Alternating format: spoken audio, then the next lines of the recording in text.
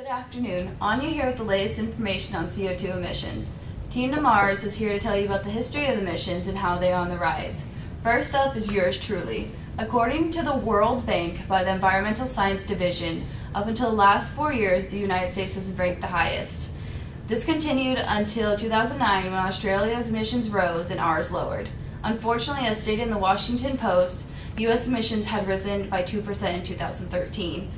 Thankfully, the U.S. are trying to reduce these numbers again and is now ranked number 4 in the top 6 major countries.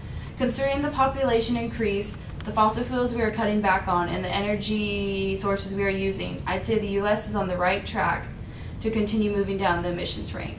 Okay, that's enough for me, even though that won't be the last you'll be seeing of me. Coming to you live from Chico, California. Hello my fellow viewers, it's Nancy here broadcasting live from the campus library, and I'm here to tell you about the history of carbon dioxide. According to the World Resources Institute, CO2 emissions are higher today than they were before because of human activities, such as population growth, economic development, and energy use. In the 1850s, during this time, the United Kingdom was the top emitter of CO2, followed by the United States, France, Germany, and Belgium.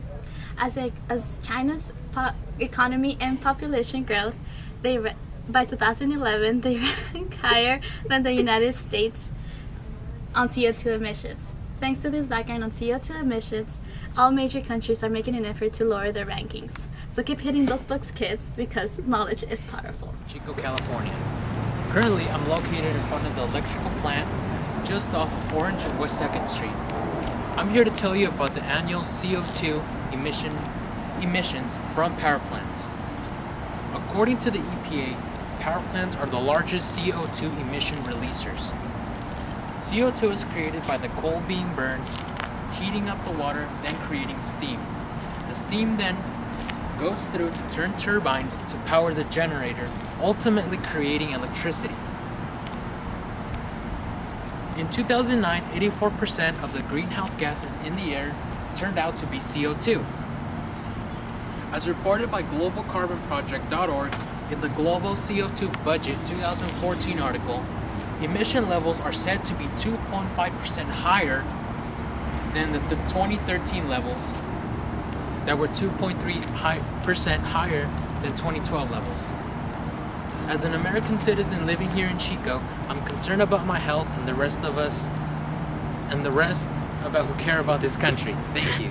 Next we have Braudel with his explanations on vroom vrooms and how beep beeping isn't always the way to go. Hello mate, I'm Braudel coming to you live from Parking Lot B.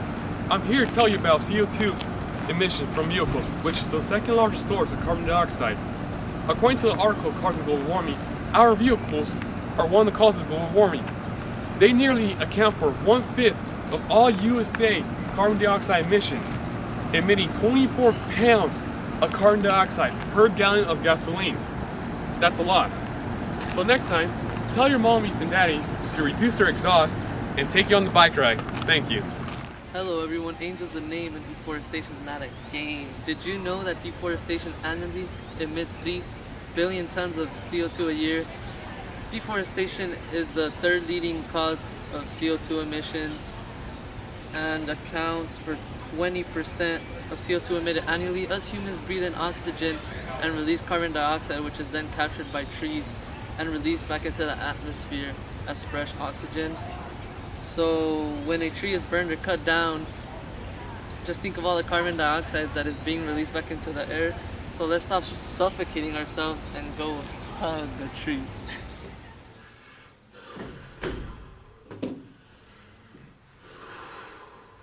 Hello, my name is Melissa Jimenez, reporting to you from a secret science room. Braudel is exhibiting certain aspects of CEO emissions for breathing.